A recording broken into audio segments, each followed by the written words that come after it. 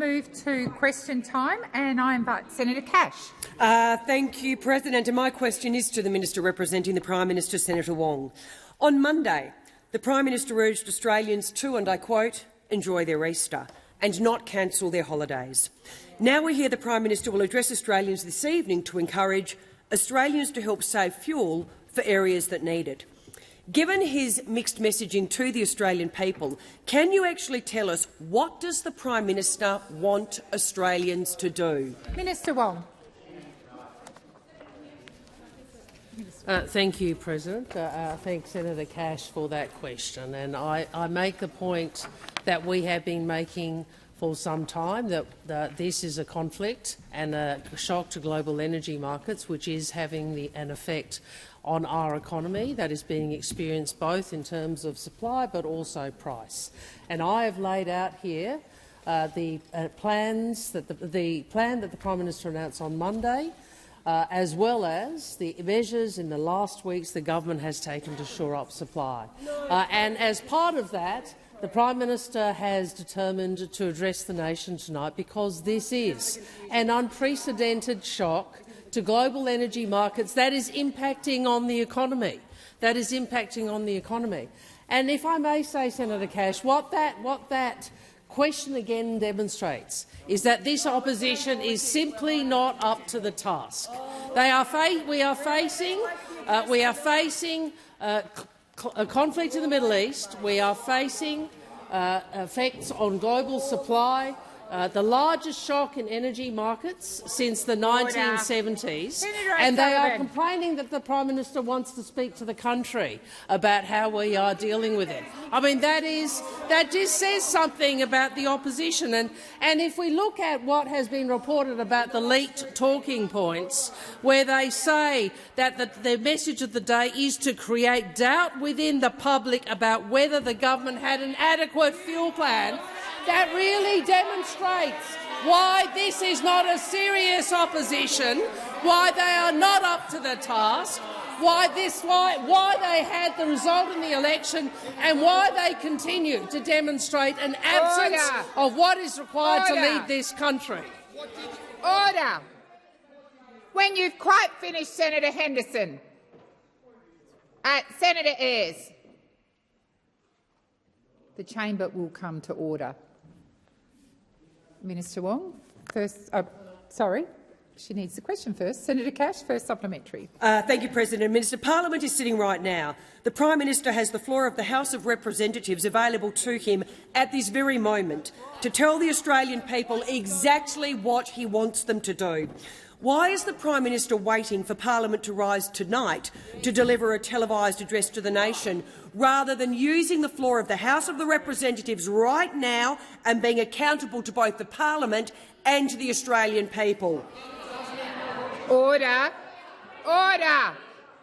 Order across the chamber. Order. Order. Senator McKenzie. Minister Gallagher. Senator, I'm not going to go senator by senator. Come to order.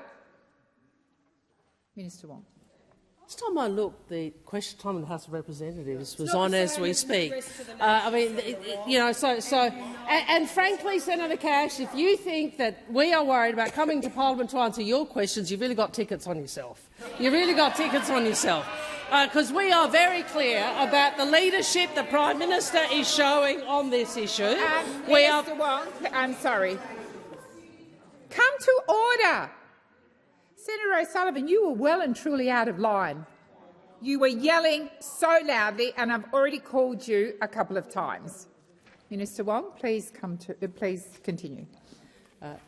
We have outlined to the Australian people over the last weeks, at every step of the way, what we were doing to secure supply, to release 20% of Australia's stock holding, to change the fuel standards to enable more fuel in Australia to be refined in Australia, used in Australia.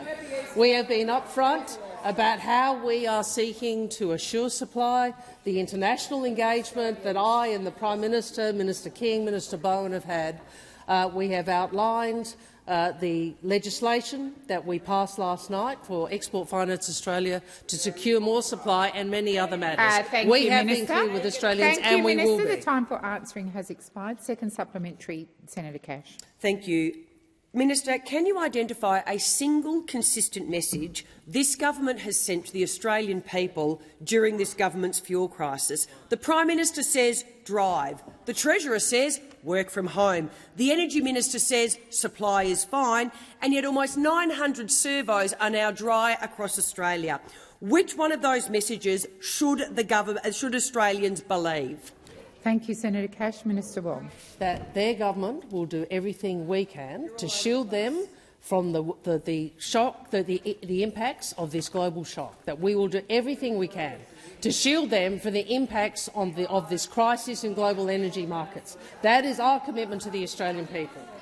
Thank you, Minister Wong. Order. Before I come to you, Senator Stewart, I draw to the attention of honourable senators the presence in the gallery of the Singaporean Minister in charge of Energy and Science and Technology, Dr Stanley Ling.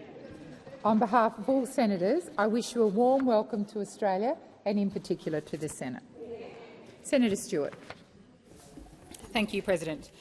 My question is to the Minister representing the Prime Minister, Senator Wong. It's been over a month since the beginning of the conflict in Iran. Since then, the Albanese Labor government has been working around the clock to support Australians affected and to shield Australians from an unprecedented energy supply shock. What actions has the government taken to support and protect Australians? Minister Wong. Thank you, President. Thank you to Senator Stewart. And the longer this war goes, the worse the impacts will be. Iran's weaponisation of the Strait is causing unprecedented energy supply shocks, impacting oil and fuel prices worldwide. And Australians know this is pushing fuel prices up for consumers and businesses. It is why we are acting now to prepare and shield Australians from the worst of it. On Monday, the Prime Minister announced the National Fuel Security Plan, outlining all Australians' jurisdictions' collective response to fuel security, including immediate actions already taken and longer-term measures to strengthen our economic resilience. We are empowering Export Finance Australia to step in to support businesses purchasing critical supplies in the national interest, so we can secure additional fuel and other strategic materials, including fertiliser. We've appointed a National Fuel Supply Taskforce Coordinator and released 20% of Australia's petrol and diesel fuel reserves targeted at regional areas. We've changed fuel standards to get more fuel flowing and changed diesel standards so Australia's refineries can supply more diesel. We've tasked the ACCC to ramp up fuel price monitoring and passed new laws to double penalties for petrol companies. Our decision to halve the fuel excise on petrol and diesel for 3 months will begin to flow through to users this week. And we have engaged with international partners to keep supply flowing, including agreeing a joint statement with Singapore to strengthen energy supply resilience and to help ensure the continued flow of essential fuels. I acknowledge Minister Tan See Leng, who I was pleased to meet with today, and we welcome to the chamber. Many of Singapore's refineries that provide Australia's petrol and diesel are powered by Australian gas. Nothing better demonstrates our partnership, how much we rely upon each other and why we are committed to being reliable partners. Senator Stewart, first supplementary. President, and thank you, Minister, for that response.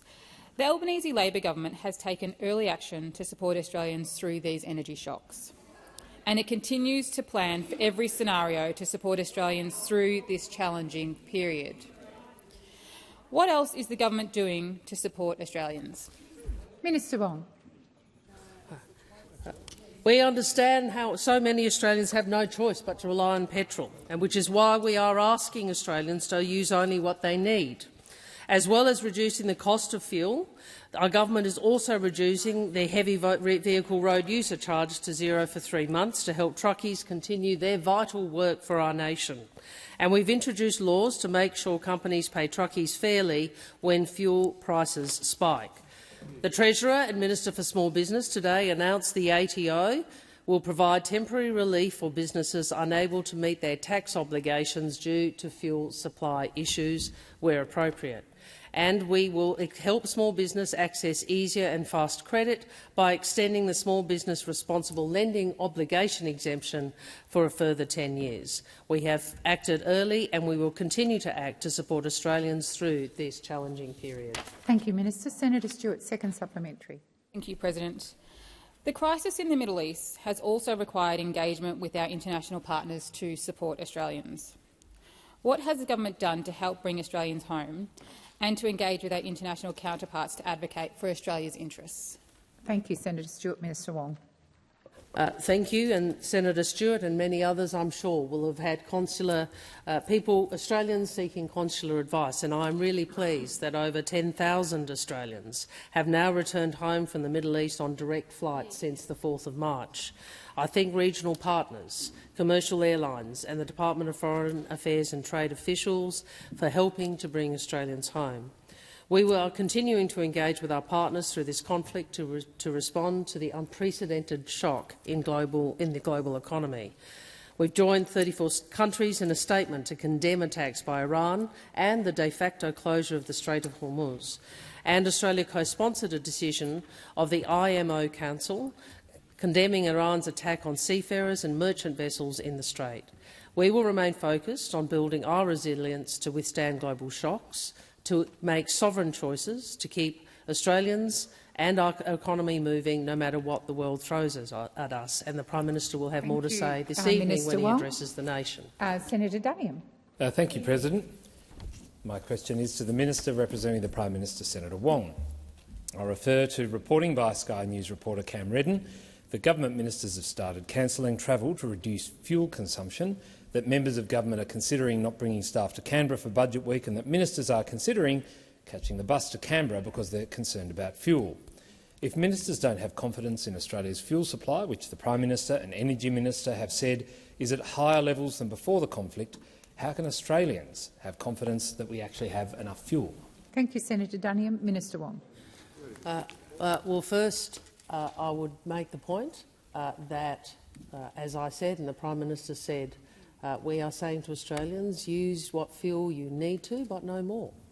And that is consistent with what you have just put to me. But if I may say, Senator Duniam, what that question demonstrates is precisely the motivation that your leaked talking points demonstrate. That's what it demonstrates, because what it says, what it is, and I'll take the interjection from Senator Cash. She persistently interjects that she's standing up for the Australian people. No, you are standing up for your political interests. Your political interests. And we know that from the leaked talking points. We know that. The message of the day creates doubt about fuel supply. Minister Wong, please resume your seat. Senator Duniam. On a point of order around relevance, President, I asked a very specific question about— Thank you, Senator Duniam. I'm well aware of your question. I also remind you that where senators interject, the minister is perfectly within her rights to take the interjection. So, as I have been saying since 2 p.m, I have been calling for order. If you can get people to be quiet, then that would be a gold star for you. Minister Wong, please continue. President, I was asked by this shadow minister, Senator Duniam, about the confidence in the fuel supply, and it has such a. It is exactly what he's been asked to do. It is leaked talking points that the opposition is being tasked with creating doubt about fuel. Minister Wong, please resume your seat. Minister Wong, please resume your seat. Senator Canavan. Thank you, Madam President. Given the minister's reading from a document, could I ask for it to be tabled, because I haven't seen the talking points, and I'm on Andrew Bolt tonight, so I wouldn't mind reading them. Order. Order. I'm waiting for order. Senator Watt. Minister Wong. Well, Senator Canavan, thank you for narrowing down the suspected leakers by exclusion of the National Party. We appreciate it. We appreciate it. And I am quoting from the Daily Telegraph and what was published about your leaked talking points. So I again say, at least Senator Duniam is a loyal member of the Taylor team, and he is doing what the leaked talking points tell us about the strategy, which is create doubt, sow fear. And the problem for the opposition is it simply demonstrates why they are unfit to seek to be the alternative government of Australia. Thank you, Minister Wong. Senator Duniam, first supplementary. Thank you. No answer to that question. I ask, the National Fuel Security Plan currently states that Level 3, Take Targeted Action, requires adopting voluntary practical measures to limit fuel use.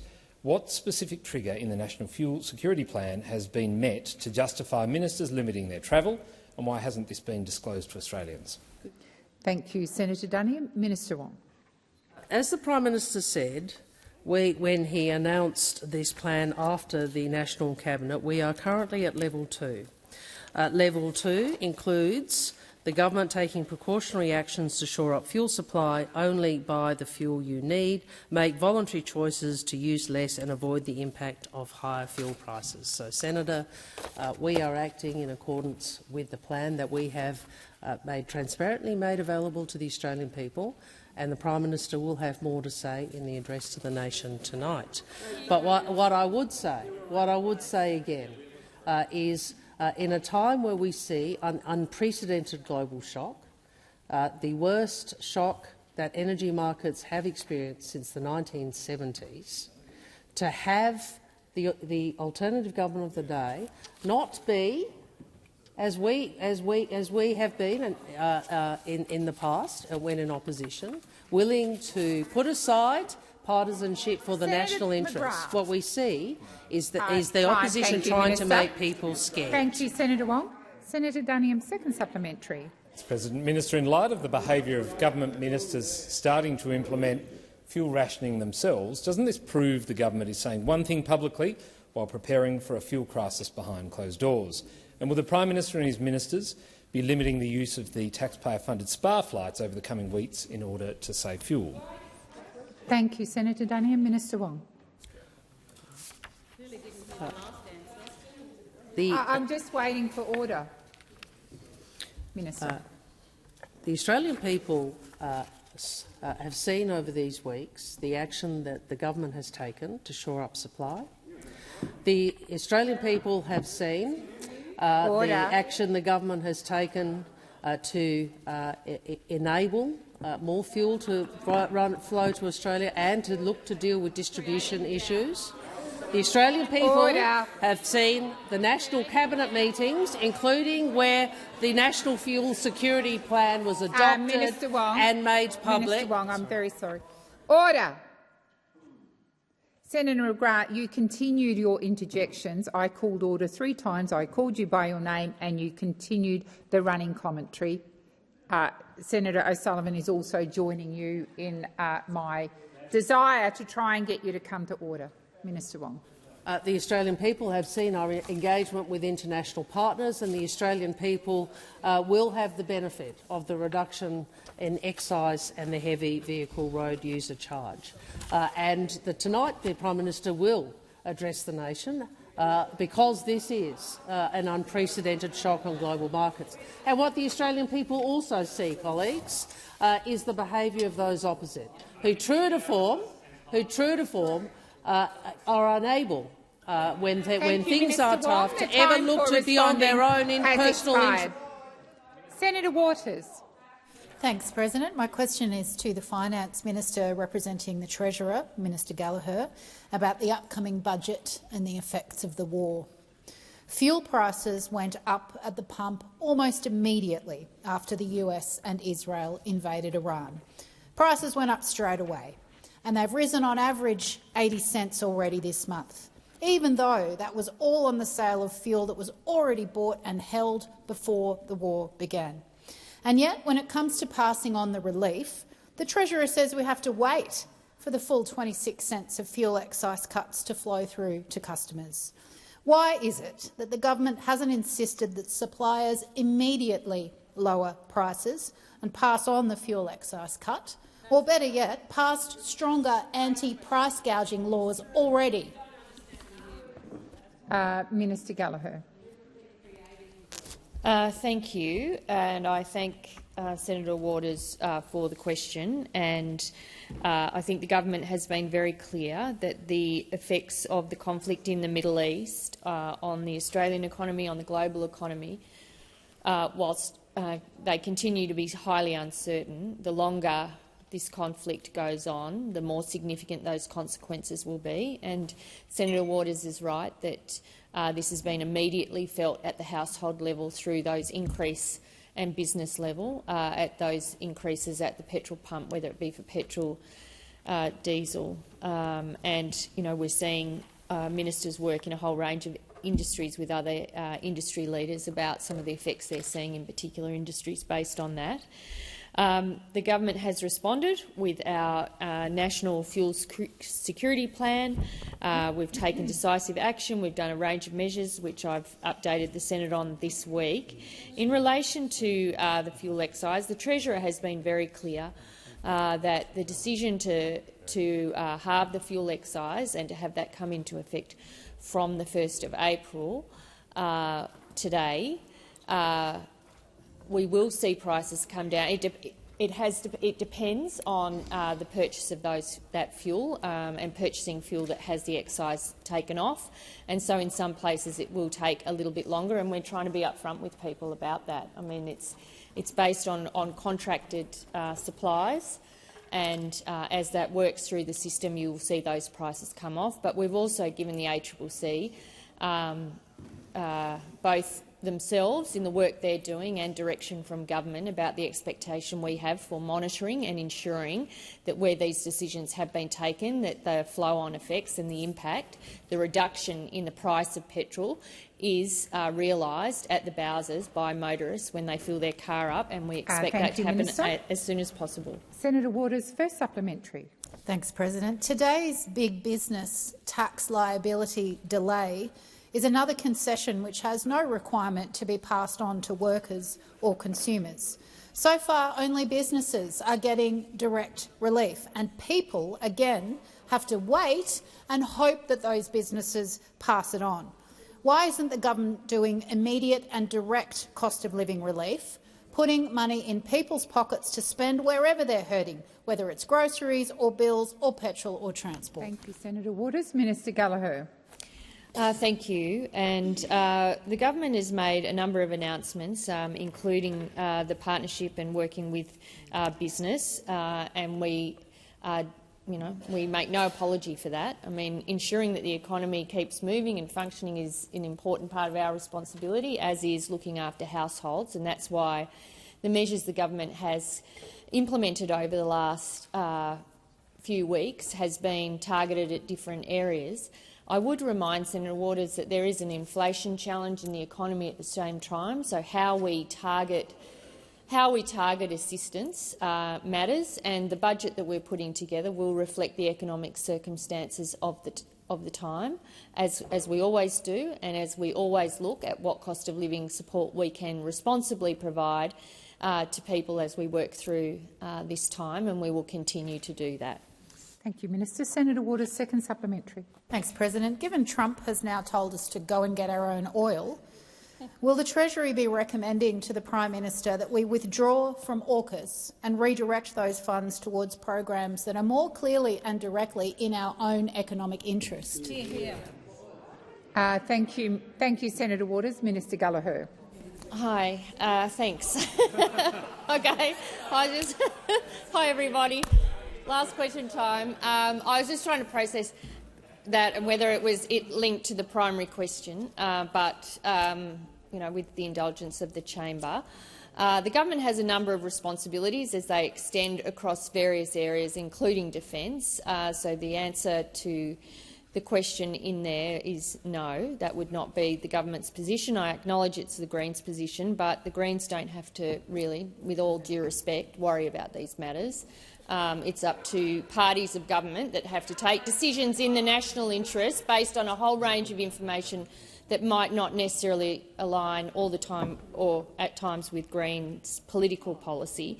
So no, the government will continue to work in the national interest and make sure that the decisions we take, particularly in the budget, are the right ones for the country, that support jobs and support families and support business through these difficult and challenging times. Thank you, Minister. The time for answering has expired. Senator O'Neill. Thank you very much, President. And my question is to the Minister representing the Treasurer, Senator Gallagher. Australians are facing growing uncertainty in the global economy, particularly the impact of conflict in the Middle East on fuel prices, with the Treasurer noting the conflict and its consequences will be a defining influence on the upcoming budget. Can the Minister update the Senate on how these global economic impacts, especially on fuel, are shaping the broader economic outlook ahead of the May budget? Thank you, Senator O'Neill. Minister Gallagher. Thank you, President. I thank Senator O'Neill for the question, particularly on this really important question, I think, that's concerning so many Australians. This conflict is a defining influence on global growth and inflation this year, and that's why it will be a defining influence on our budget in May. As the Treasurer has said, this budget will be focused on resilience and reform. The war in the Middle East is the most pressing problem confronting the global economy, but it reinforces the three core challenges shaping this budget. Before the war, inflation was too high, productivity growth had been too weak for 2 decades, and while Australian and the Australian economy had held up remarkably well, the global environment was already highly volatile. So the government is responding to all of these challenges now, but we will also do that in the upcoming budget. We've got, as I've said in previous answers, it's adding to the inflation challenge, which we acknowledge was too high before the conflict. It's intensifying uncertainty when it's already elevated and straining our productive capacity when it's already close to limit. As the Treasurer has said, we're approaching these challenges from a position of relative strength. Unemployment remains historically low. We've created 1.2 million jobs, and we have seen consistent wages growth above 3% for many quarters now. That is good news, but there is more work to do. The savings that we've found in the budget, the work that we are doing around continuing to look at every dollar we spend to make sure it's going to where it needs, to look at how we return revenue, to lower debt, lower those deficits and find savings over time will be a continued focus for us over the next month. Thank you, Minister. Senator O'Neill, first supplementary. Thank you very much, Minister.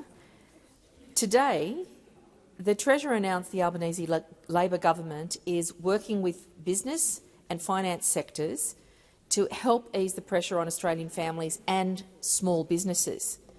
Can the Minister outline today's announcement and how it provides both support and flexibility for Australians at this difficult time? Thank you, Senator O'Neill. Minister Gallagher. Thank you, and I thank Senator O'Neill for that question. Today we have announced new measures to give Australian families and businesses more flexibility during this time. It's about making systems more flexible, supply chains more responsive and business more supported. The ATO will provide temporary relief for businesses unable to meet their tax obligations due to fuel supply issues where appropriate. This will include more generous payment plans, remission in interest and penalties, and support in varying PAYG instalments where there has been a downturn in taxable income. In relation to small business, we'll help small business access easier and faster credit by extending the Small Business Responsible Lending Obligation exemption for a further 10 years. This will ensure small businesses aren't slugged with additional regulatory burdens and delays when accessing loans. And we welcome the commitments from the bank. Indeed, Senator Birmingham, or former Senator Birmingham, in the Blue Room today, saying how they are working across their members and to ensure customers, suppliers and employees Minister. The time for supported. Has expired. Senator O'Neill, second supplementary. Thank you very much for that response to Australian families and small businesses. The Australian Labor government has already taken steps to ease some of the pressure Australians are feeling. Can the minister detail what actions the government has already implemented to assist households and businesses, and how these actions work alongside today's announcement? Thank you, Senator O'Neill. Minister Gallagher. Thank you, and I thank Senator O'Neill, and she's right to ask that question about how what we've announced today works alongside those other measures. And it's essentially ensuring that the government is responding wherever we can to support industry, to support households, to support businesses and work with stakeholders about how we coordinate our response to this fuel crisis. In addition to all of that was announced today, there are all the measures that we have taken, including increased penalties to make sure, for the ACCC to make sure that companies are doing the right thing, releasing our 20% of our fuel reserves targeted to ease pressure in regional markets, temporarily adjusting the petrol and diesel standards to increase available supply and to ensure fuel keeps moving through the system, the continued engagement with international partners and suppliers to support continued shipments and strengthen supply chain resilience, and, of course, the legislation that passed the parliament yesterday thank you, Minister. to strengthen the our time for response. answering has expired. Senator Tyrrell. President, my question is to the Minister representing the Minister for Health and Ageing, Minister McAllister. Minister, Number 34 is an Aboriginal rural health service in Tasmania's northwest. It provides services like mums and bubs groups, youth programs, emotional wellbeing support, mental health counselling and family support work. It's there for people who don't have access to similar services for a range of reasons. Recently, I met with one of the driving forces behind the organisation, and she told me that Number 34 has lost its federal primary health funding. She doesn't know why. She doesn't know where it went.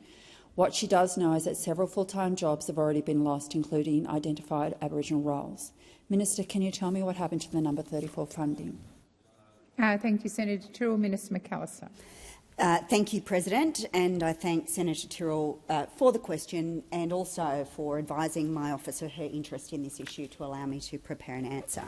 The government acknowledges the significant contribution that Number 34 has made in improving the wellbeing of First Nations people in northwestern Tasmania, and we recognise how important it is that there are culturally safe services for First Nations people in the region.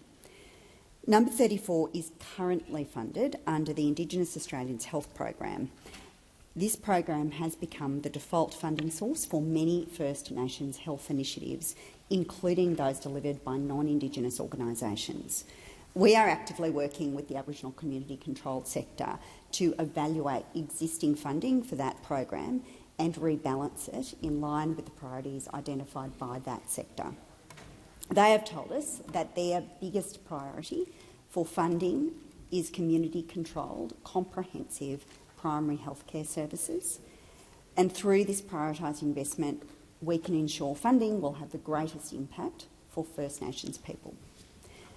The government is committed to genuine partnership with the Aboriginal and Torres Strait Islander community-controlled health sector. We've committed to this under the National Agreement on Closing the Gap, and Priority Reforms 1 and 2 speak directly to shared decision-making and building the community-controlled sector. That is exactly what we're doing. We recognise the challenges that you have raised today, and there is no question that local programs delivering local solutions are important. The Minister for Health and Ageing has been made aware of this case and is considering options for funding. Thank you, Minister. Senator Tyrrell, first supplementary. Thank you, President. Beyond the health services they do provide, Number 34 is a safe place to go, to have a hot shower, a cup of tea, to be with community and to feel supported. It's a place where people can both receive and give support to First Nations people in need. Minister, do you agree that supporting First Nations people in rural areas is important? Thank you, Senator Tyrrell. Minister McAllister. Senator Tyrrell, the short answer is yes. Our government is committed to improving outcomes for Aboriginal and Torres Strait Islander people in all areas of Australia. We do know that holistic wraparound services provided by community-controlled organisations are critical to achieving positive outcomes in First Nations communities. It's why we continue to direct investment to and work in partnership with the community-controlled sector. As an example, in the Closing the Gap speech earlier this year, the Prime Minister announced $144 million to upgrade community-controlled services.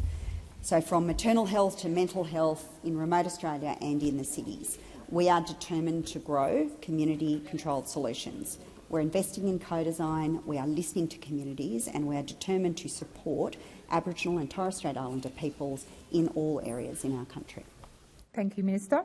Senator Tyrrell, second supplementary. President, right now the workers and volunteers at Number 34 are deeply concerned. They're surviving on minimal funding. and won't be able to keep providing the same level of care. And as you might be aware, in Tasmania we do have a divide between TAC and a couple of the other organisations not recognising other Indigenous people. Minister, will the government commit to reinstating funding so Number 34 can continue to provide these essential services to First Nations people in the North West area? Thank you, Senator Tyrrell. Minister McAllister. Thank you, President. Our government is committed to ensuring there are culturally safe services available across the country, including for First Nations people in North West Tasmania. We recognise the important role Number 34 plays in the community, and we note their request for continued Commonwealth funding. Can I thank Senator Tyrrell for her continual advocacy for better health outcomes across Tasmania. The Minister for Health and Ageing has been made aware of this case, as I indicated in my answer to your primary question, and he is considering options for funding. Thank you, Minister. Senator Cadell. Thank you, President. My question is to the Minister for Environment and Water, Senator Watt. Minister, the government continues to spend billions on water buybacks, which rip the economic rug out from underneath communities in the nation's food bowl. These buybacks are occurring despite the Commonwealth having more of the water than it knows what to do with. The Commonwealth Environmental Water Holder, the CHEW, is the largest holder of water in the country by far, and it is rarely, if ever, used all the water it's allocated in a given year. This week, the Liberal and National parties introduced a bill to conduct a commission of inquiry into the environmental water use in the basin. You dismissed this, saying the call for the commission of inquiry would be pulling apart the plan. Minister, why won't the government support a proper inquiry that own farmers are calling for into how taxpayer money and environmental water is being used? Thank you, Senator Cadell. Minister Watt. Thanks, President. Thanks, Senator Cadell. Well, what do you know?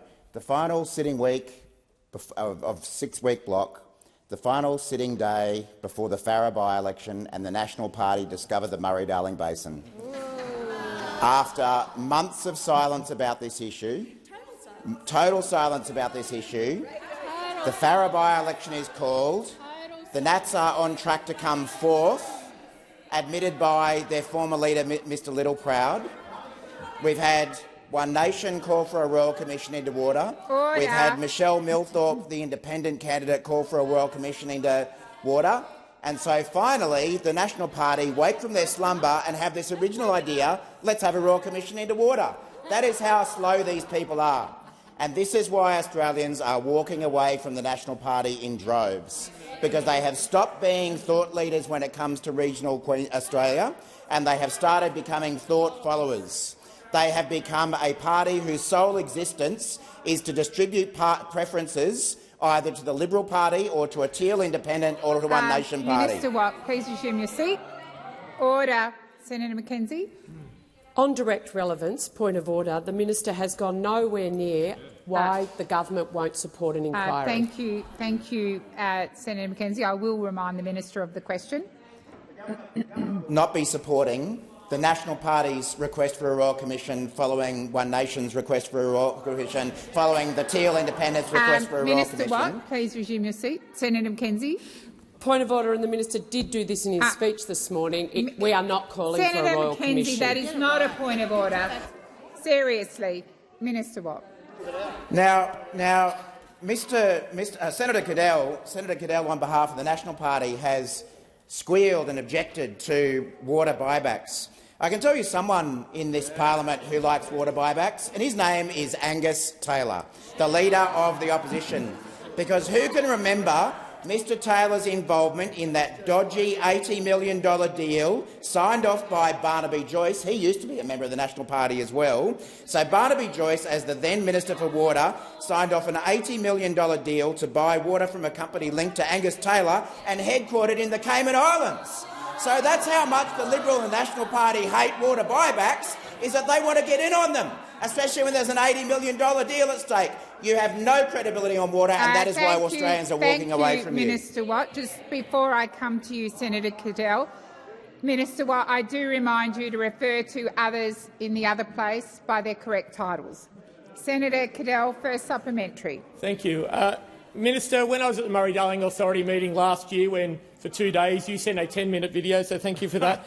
Recently, the Senator Canavan and the Minister for Water, Michael McCormack, and Nationals candidate Brad Robertson visited Narendra, where they were told the shocking tap of their tap water. The difference between the water we can get in Canberra from the tap and the water we get in Narendra is visible to anyone who looks on my desk. Minister, the people in Narrandera have applied for funding for the National Water Grid so they can have clean water drinking again. When will your government fund a water treatment plant for the people of Narrandera? Thank you, Senator Cadell. Minister Watt. Thank you again for the supplementary to the Dorothy Dixer, because yet again the National Party are coming late to the party.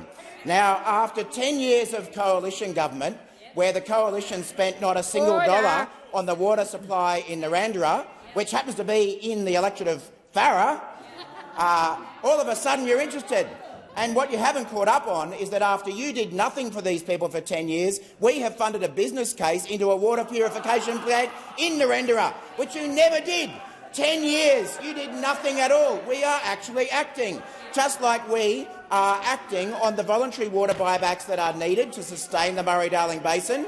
Well, it's good that Senator Canavan has walked away from his previous position where he said that farmers are no longer the sole constituency of the National Party. Now he loves farmers, and it's got nothing to do with the by-election whatsoever. Everyone in regional Australia has walked away from you. They are walking to other parties. They are walking to independence as one nation. It is over for the National Party. Thank you, Senator Watt. Senator Cadell, second supplementary. Minister, we have spent $13 billion on a basin plan, but we cannot even deliver clean drinking water to the basin communities, or the farmers constantly feel under attack. Isn't it time to stop the buybacks and instead invest in providing basin communities with potable and reliable water supply? Thank you, Senator Cadell. Minister Watt. Well, again, 10 years of coalition government where they let the people of Narrandera go through drinking water like what you've got on your table, not a cent spent on fixing the problem. Order. We now have a government that's investing in fixing the problem, and you're complaining after turning your back on these people for 10 years. This is why the National Party is on track to come fourth at best in the Farrer by-election, because people know you have no solutions for them. No solutions. How much did they get in South Australia? 0.5%? That's why you got 0.7% of the vote in the South Australian election, Minister because Watt. people know you have nothing to offer. Minister Watt, please resume your seat.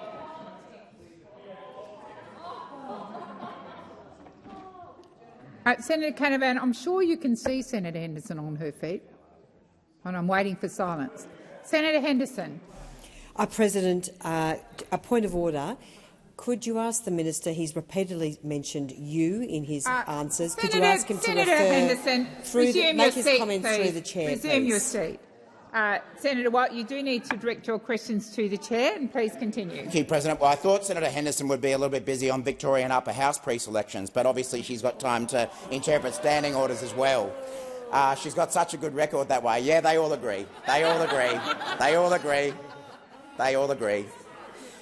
This government is finally acting on restoring the environmental health of the Murray-Darling Basin, which is bringing back water birds, bringing back the health of that water system and sustaining agriculture long into the future. Order. Order. Order, Senator Canavan. Order. I did indicate to Senator Cadell this morning that I thought he had a prop on his desk. He assured me it wasn't, and to his credit, he hasn't used it as a prop. However, Senator Canavan, you have. You know it's disorderly, and please cease from doing that. Senator Allman-Payne. Thank you, President. My question is to the Minister representing the Minister for Employment and Workplace Relations, Senator Watt. Hundreds of thousands of people on income support are being forced to spend their limited incomes travelling to appointments, work for the dole sites and other compulsory activities under a welfare compliance regime that multiple reports have found is both counterproductive and legally dubious. During previous crises, governments have sensibly paused so-called mutual obligations to lift the burden on people most at risk. Given fuel prices are skyrocketing and welfare recipients are, once again, bearing the brunt of economic upheaval, will the government suspend mutual obligations and give relief to people forced to live on below the poverty line payments? Thank you, Senator Allman-Payne, and I should have indicated to the chamber Senator Payman has passed that question on to Senator Allman-Payne. Minister Watt. Thanks, President, and thanks, Senator Orman-Payne. I think for some time now we've understood that there is a difference of position between the government and the Labor Party and the Greens Party when it comes to mutual obligations. It is the policy of our government that we stand by the concept of mutual obligations, which involves the community generally, through the government, providing training and work opportunities to those who are unemployed. But there is an expectation from the community that unemployed people seek to find work as well. That's essentially what it comes down to. I know the Greens don't support that position. They never have supported that position, but that is a position that we think is supported by the vast majority of the Australian population. Now, of course, this government has increased support payments, whether it be to unemployed people, as was very much necessary. We've increased support payments to single mothers. We've increased support payments to a wide variety of Australians who are doing it tough. Remote workers as well, Senator McCarthy reminds me, in addition to the range of other cost of living relief that we have provided to Australians. So we will continue to stand by Australians who are looking for work, provide them with the support that they require. You might think that's funny, but that's something that we're prepared to do. Senator McKim, I've asked you to come to order. Senator Orman-Payne, first supplementary. Thank you, President. There's clear and long-standing evidence that private job providers frequently exercise their power over welfare recipients in ways that are harmful, including payment suspensions. Advocates are telling me now that despite the current crisis, many job providers are still refusing phone appointments, forcing welfare recipients to travel. How bad does the fuel crisis need to get before the government considers suspending compulsory obligations? Thank you, Senator Orman-Payne. Minister Watt. Thanks, President. Look, I am aware, especially from my time as the Minister for Employment, that there have been occasions where service providers have not done the right thing by those who are looking for work. And as a government, we've taken action against those providers who have done so. What we're also doing, led by Minister Rishworth, is a very large-scale reform of the employment services system in Australia in recognition— Minister Watt, please resume your seat. Minister Wong. President, disorderly conduct. Senator McKim continues to interject. The minister is treating this question with a great deal of respect. He is seeking to answer it. Senator McKim has not let up in his interjections. I'd ask that you call him to order. Senator McKim, I will call you to order again, and I expect you to be silent for the next 36 seconds. Minister Watt. Thanks, President. What I was saying is that Minister Rishworth is leading what will end up being a large-scale reform of our employment services system in Australia in recognition that the current system is certainly not working for job seekers and it's not working for employers or service providers either. So over time, I'm sure Minister Rishworth will have more to say about that matter, but in the meantime, we will continue taking action against those service providers who do the wrong thing by job seekers. Senator Orman-Payne, second supplementary. Thank you, President. During the pandemic, the government not only suspended mutual obligations, it also doubled the rate of job seeker, lifting hundreds of thousands out of poverty and saving lives. Given that the war labour supports has triggered a global fuel crisis, will you take responsibility to protect those most at risk from this crisis by raising the rate of all Centrelink payments above the poverty line? Thank you, Senator Orman-Payne. Minister Watt. Thanks, President. Thanks, Senator Orman-Payne. I don't think it's quite right to draw the connection between the experience people were having working or not able to get to work or not able to work during the COVID period and the situation that we're going on through at the moment. There's no doubt that people are doing it tough as a result of the increase to fuel prices. That's why the government in the last couple of days announced a halving of the petrol excise in recognition that people are doing it tough and need support. And that's, of course, in addition to the range of other cost of living support that this government has provided. As I mentioned in my last answer, we've also, as a government, increased the job seeker payment. We've increased payments to single mothers, and any further decisions will always be made in the context of our budget. Thank you, Minister. Senator Brown. Thank you, President. My question is to the Minister representing the Minister for Agriculture. Senator Brown, I'm sorry. Resume your seat. Senator McKim, come to order or leave the chamber. Senator Brown, please continue. Thank you. To the Minister for representing the Minister for Agriculture, Fisheries and Forestry, Senator McCarthy. We know that the conflict in the Middle East is causing serious challenges for families, farmers and businesses in Australia and around the world. Our farmers, fishers and producers work hard every day to feed millions of Australians and our international neighbours, and they are feeling the pressure of these global disruptions on their input costs and their supply chains. Can the minister outline what the Albanese Labor government is doing to support our farmers and regional communities through this difficult period and to keep Australian agricultural supply chains moving? Thank you, Senator Brown. Senator McCarthy. Thank you, President, and I thank Senator Brown for the question. The Albanese Labor government will always back our farmers, fishers and producers. They underpin our food security, our economy and our regional communities. Over recent weeks, they've faced real challenges from the conflict in the Middle East, President, which is having impacts globally, and that's why our government has been working day and night to help our farmers manage these impacts and keep Australia moving. We know our farmers are under real pressure on input costs, particularly fuel and fertiliser, and that's why the Albanese Labor government is acting to halve the fuel excise for 3 months, lowering costs at the bowser for farmers filling up machinery. We've amended fuel and diesel standards and released 20% of our strategic fuel stockpile, and yesterday our government deferred full cost recovery for export services for 1 year until the 1st of July 2027. Giving farmers and exporters more certainty and allowing our producers to continue to compete on the world stage.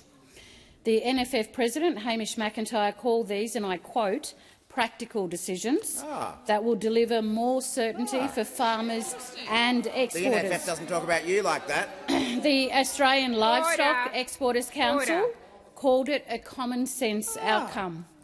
And the Australian Meat Industry Council said our government has listened, unlike those opposite, and responded to industry concerns.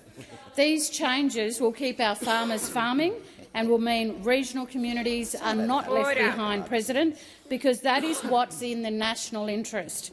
And on this side of the chamber, we will always stand up for our farmers, producers, exporters and our regional communities. Thank you, Senator McCarthy. Senator Brown, first supplementary. Thank you, President, and thank you, Minister, for that response. And as you've mentioned, our farmers are facing increasing pressure from input costs. Fertiliser is one of the most critical inputs for food production, and we know that supply from the Middle East has been disrupted. Can the minister update the Senate on what the Albanese Labor government is doing to secure fertiliser supplies for Australian farmers? Thank you, Senator Brown. Minister McCarthy. Thank you, President. Fertiliser is critical, and our government is acting on multiple fronts to secure supply. The legislation that passed Parliament this week gives Export Finance Australia new powers to underwrite fuel and fertiliser purchases from international markets. This means the government can give suppliers the confidence to get product where it's needed most and keep fertiliser flowing to Australian farmers and producers. At the same time, Minister Collins and Ayres have established a fertiliser working group bringing the public service together with representatives from Fertiliser Australia, the National Farmers Federation and right across industry. This working group will meet for the first time tomorrow to monitor supply and demand and work through options to increase supply. This may include engaging alternative suppliers in Southeast Asia and supporting domestic production. We're using every lever we have to keep our farmers farming. Thank you, Minister. Senator Brown, second supplementary. Thank you, President. Australians rightly expect their government to act when global events put pressure on our economy. Can the minister outline what further measures the Albanese Labor government has taken to protect Australian families, farmers and businesses? Thank you, Senator Brown. Minister McCarthy. Thank you, President. Yes, every part of our government's response to this unprecedented shock is designed to keep our farmers farming. We're also reducing the heavy vehicle road user charge to zero for 3 months. We're deferring the next scheduled increase by 6 months. And this reduction will help keep farmers' freight moving in our regions. All of these efforts are what a considered plan looks like, practical action that makes a real difference on the ground. Those opposite are really good at attacking. They're good at playing politics. They're good at trying to scare Australians. But where are their solutions, President? As we deal with this unprecedented shock to global energy markets, those opposite can keep trying to scare Australian farming families, and the Albanese Labor government is just getting on with the job. Thank you, Minister. Senator Hume. Thank you, Madam President. My question is to the Minister representing the Prime Minister, Senator Wong. Minister, how many petrol stations in Australia have dropped their petrol price by 26 cents per litre today? Thank you, Senator Hume. Minister Wong. Well, as you would know, Senator, the fuel excise reduction commenced today, and you will understand that will flow through to users in the weeks and in the days to come, in the following week. Well, no, I misspoke. I said in the days to come. There's obviously there already exists fuel under previously existing contracts, but I hope that you will join with so much of Australia in welcoming the reduction in excise and the reduction in the heavy vehicle road user charge. Senator Hume, first supplementary. Minister, what was the average price of unleaded petrol across Australia yesterday, and what is the average price of unleaded petrol across Australia today? Minister Wong. Well, I filled my car up on the weekend, my personal car, and I think it was about $2.60 something at the time. I hope we see lower prices in the days to come. Minister Wong has concluded her answer. Senator Hume, second supplementary. Right, direct relevance, and I was on my feet. The minister's concluded her She didn't answer the question, though. That Senator, was direct relevance Senator Hume, of yesterday and today, not the weekend. Senator Hume, I have no... Senator Hume, I'm not quite sure what you're saying. I cannot rewind here. The minister had concluded her answer. Please ask your second supplementary. That was the answer. I feel like car on the weekend. On the weekend. Wow. Well, we'll just wait for silence. Senator McGrath, I'm sure you can see that Senator Hume is on her feet. Order. Order. Even today, there are 845 service stations around the country that have run dry of at least one type of fuel. Order. Don't lie. Order. Seriously. Who said that? You are ridiculous. Order. Feel such confidence. Order across the chamber. Yeah, far out, Senator McKenzie. I've been calling for order because I would like Senator Hume to be able to ask her question in silence. And that is right across the chamber, and particularly at you. Senator Hume, please continue. Minister, given today there are 845 service stations running dry of at least one type of fuel, at how many service stations across the country will Australians actually be able to find fuel that has dropped 26 cents per litre over Easter? Minister Wong. Thank you, President. Well, Senator, as I said, the excise started on 1st of April. That will flow through to consumers over the coming days. I'm pleased to report, and this is a South Australian answer, that the Adelaide Advertiser reported fuel prices down 30 cents per litre, unleaded dropping to $2.29 on Wednesday morning in much of the state's metro area and regional centres, while diesel had also dropped below the $3 mark, following the federal government's announcement on Monday to cut the fuel excise by half, reducing the cost of fuel and saving drivers around $16 when filling up a 60-litre tank. And I hope, Senator, that you will welcome that. But Senator I suspect McGrath. You'll be back with the talking points which is you really don't want to talk about these talking points. Did you give them away? Minister Wong, please resume your seat. Senator Hume. On direct relevance, President, the talking points that Minister Wong refers to, I'd like them to be tabled because they're different to mine. My talking points Senator Hume, resume say that your seat. Senator Hume. Senator Hume, resume your seat.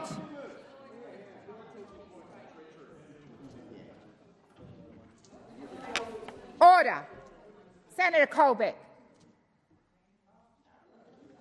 Senator Hume, when I ask you to resume your seat, you resume your seat. You do not continue to ignore me trying to make some clever point.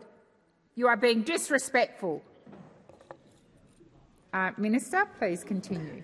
Well, when it comes to the leaked talking points, methinks the deputy doth protest too much. Order.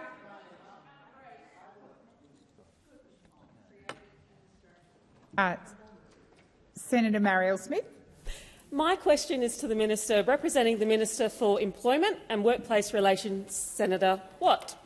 Getting wages moving again has been a key pillar of our government's agenda to support Australians dealing with cost of living pressures.